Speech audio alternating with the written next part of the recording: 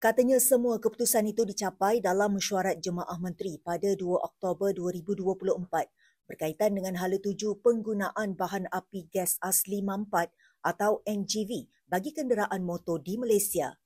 Mengulas lanjut, Anthony berkata bagi membantu peralihan pemilik kenderaan NGV kepada bahan api lain, Petronas NGV Sendirian Berhad PNGV mengambil inisiatif untuk menyediakan program bantuan peralihan kenderaan NGV untuk kumpulan sasar yang terjejas, iaitu pemandu kenderaan teksi NGV, para pemilik kenderaan bahan api tunggal dan juga dui bahan api NGV. Bagi setiap pemandu berdaftar yang layak, bantuan dalam bentuk e-voucher sebanyak RM3,000 akan diberikan melalui aplikasi Settle secara one-off. Syarat kelayakan utama adalah pemandu teksi NGV yang mempunyai kad pemandu dan pemilik kenderaan yang sah dengan APAD dan aktif untuk tempoh mulai 1 Januari 2024 sehingga 30 September 2024. Individu yang mendaftar sebagai pemandu teksi NGV selepas 30 September 2024 tidak akan layak untuk menerima pakej ini. Permohonan yang berjaya akan mendapat pakej bantuan secara one-off dalam tempoh 15 ke 30 hari bekerja. Pakej menanggalkan kit NGV, terutamanya tangki daripada kenderaan yang telah diubah suai dui bahan api, termasuk taksi NGV. Semua kos akan ditanggung sepenuhnya dan hanya boleh dilaksanakan di bengkel yang daftar sahaja. Pakej bantuan peralihan bagi kenderaan bahan api tunggal NGV menawarkan pembayaran secara one-off kepada pemilik kenderaan yang layak berdasarkan nilai semasa kenderaan yang akan ditentukan oleh wakil penilai bebas. Menyentuh mengenai insiden renjatan elektrik yang berpunca daripada pengecas di dalam bas di Pulau Pinang baru-baru ini, Anthony berkata kementeriannya memberi masa 2 minggu kepada pasukan khas yang ditubuhkan untuk menyiapkan laporan. Jelas beliau tindakan akan dibuat berdasarkan dapatan yang diperolehi. Okey, untuk insiden pengecasan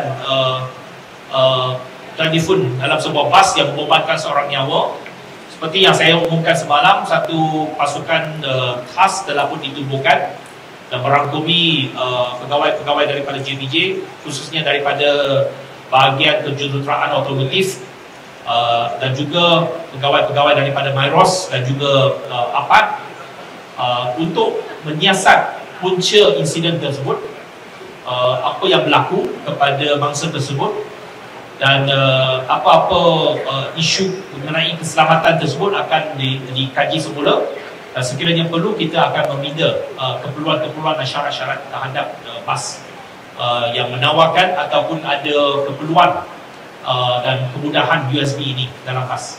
Setakat ini belum ada apa-apa keputusan hasil siasatan lagi. Menurutnya, Agensi Pengangkutan Awam Darat APAD juga telah diarahkan untuk segera menggantung operasi bas yang terlibat bagi membolehkan siasatan lanjut oleh JPJ.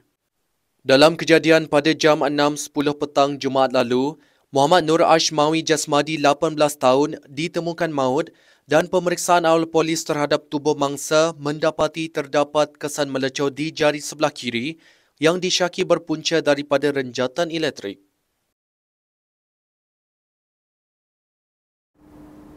Kita ke berita selanjutnya.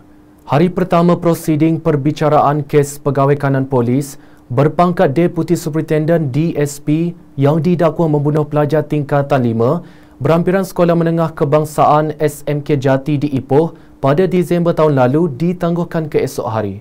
Ia dibuat selepas tertuduh Muhammad Nazri Abdul Razak 45 tahun membuat pertukaran pasukan peguam yang mewakilinya. Hakim Mahkamah Tinggi Ipoh Datuk Bhupinder Singh Gucharan Singh Prit membenarkan permohonan pasukan peguam baharu itu yang diketuai M. Atimulan, bekas Ketua Polis Perak Datuk Mior Faridallah Trash Wahid dan Aiman Hakim Kamaruzaman untuk menangguhkan perbicaraan kepada esok. Sebelum ini, Muhammad Nazri yang pernah bertugas di Ibu Pejabat Polis Kontingen IPK Kedah dengan pangkat DSP diwakili pasukan peguam diketuai Jackie Loy Yap Long, Lim Chi Chow, Lim Jin Wen, Cindy Wong dan M. Kuhan. Ati Mulen dan Datuk Mior Farida Latraj ketika dihubungi di luar kamar mahkamah berkata, tiada alasan diberikan oleh tertuduh berhubung lantikannya memandangkan hak menukar peguam sememangnya termaktub dalam perlembagaan. Muhammad Nazri sebelum ini mengaku tidak bersalah terhadap pertuduhan yang dibuat terhadapnya mengikut Seksyen 302 Kanun Keseksaan. Tertuduh didakwa melakukan bunuh dengan menyebabkan kematian terhadap Muhammad Zaharif Afendi Muhammad Zamri, 17 tahun, di Jalan Taman Jati 1, berhampiran SMK Jati dalam daerah Kinta antara jam 11.45 pagi hingga 12.40 tengah hari pada 15 Disember lalu. Pada 5 September lalu, Mahkamah Tinggi Ipoh menolak permohonannya untuk dibebaskan dengan jaminan atas pertuduhan membunuh pelajar terbabit selepas mahkamah mendapati tiada keadaan khas dan istimewa yang dikemukakan oleh pemohon yang memerlukan pemberian jaminan diberikan. Sebelum ini, Datuk Bhupindar menetapkan 30 hari tempoh perbicaraan bagi tuduhan kes bunuh pelajar itu dengan perbicaraan akan bermula pada 4 November iaitu hari ini sehingga 17 Januari 2025.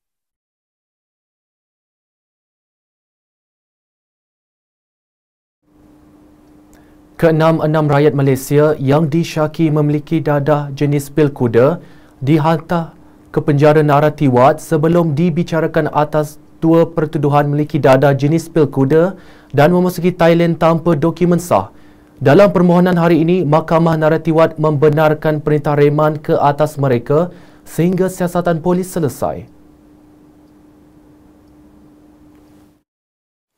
Jurucakapnya memberitahu suspek akan menunggu sehingga mahkamah membacakan kes sebelum boleh memohon untuk ikat jamin dengan jumlah mengikut budi bicara mahkamah. Katanya dalam tempoh berkenaan bergantung juga kepada mahkamah untuk memberikan ikat jamin bersyarat seperti tidak membenarkan suspek keluar dari Thailand atau dipasang gelang pengesan luar kawasan. Media sebelum ini melaporkan 6 rakyat Malaysia termasuk seorang artis kelahiran tempatan dari Kelantan ditahan dalam serbuan yang dijalankan oleh polis Thailand di sebuah hotel dekat Pekan Sungai Golok sekitar jam 6 pagi Jumaat. Hasil pemeriksaan dalam bilik terbabit telah menemukan dadah jenis pil kuda dan kesemua suspek dibawa ke Balai Polis Sungai Golok untuk siasatan lanjut. Semua individu berusia antara 25 tahun hingga 32 tahun didapati positif dadah jenis metafetamin.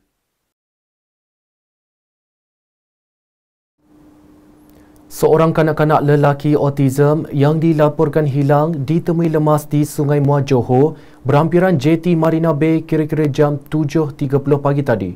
Ketua Polis Daerah Muar, Asisten Komisioner Rais Mukhlis Azman Aziz berkata, Takif Markisa 14 tahun dijumpai terapung. Katanya hasil pemeriksaan awal mendapati pakaian pada mayat sepadan dengan pakaian terakhir yang dipakainya. Sebelum ini, bapa mangsa 50 tahun pemegang kad orang kurang upaya OKU penglihatan telah melaporkan kehilangan mangsa yang kerap keluar rumah tanpa pengetahuannya. Asisten Komisioner Rais Mukhlis memberitahu kali terakhir Takif dilihat adalah ketika bertemu bapanya pada jam 11.30 malam pada 2 November lalu. Menurutnya, kes diklasifikasikan sebagai mati mengejut. Polis Kuala Lumpur menawarkan diskaun saman sebanyak 50% kepada pesalah trafik bermula esok hingga Sabtu ini. Ketua Jabatan Siasatan dan Penguatkuasaan Trafik Kuala Lumpur SCP Muhammad Zamzuri Muhammad Isa berkata, kaunter akan dibuka di Balai Polis Tun HS Lee.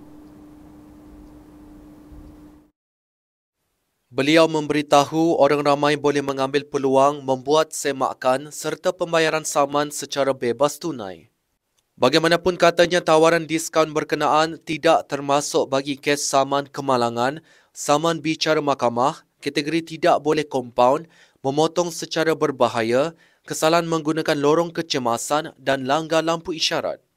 Turut dikecualikan sebarang kesalahan berkaitan kenderaan berat, pengubahsuaian egzos, saman berstatus op selamat dan kesalahan memotong di garisan berkembar. Dengan itu, sekian dahulu MG Flash buat masa ini. Teruskan bersama kami untuk mengikuti perkembangan terkini dari masa ke masa. Hanya di platform media sosial di Malaysia Gazette, di Facebook, X, Instagram dan YouTube atau melalui portal di www.malaysiagazette.com. Dengan itu, Assalamualaikum dan salam hormat.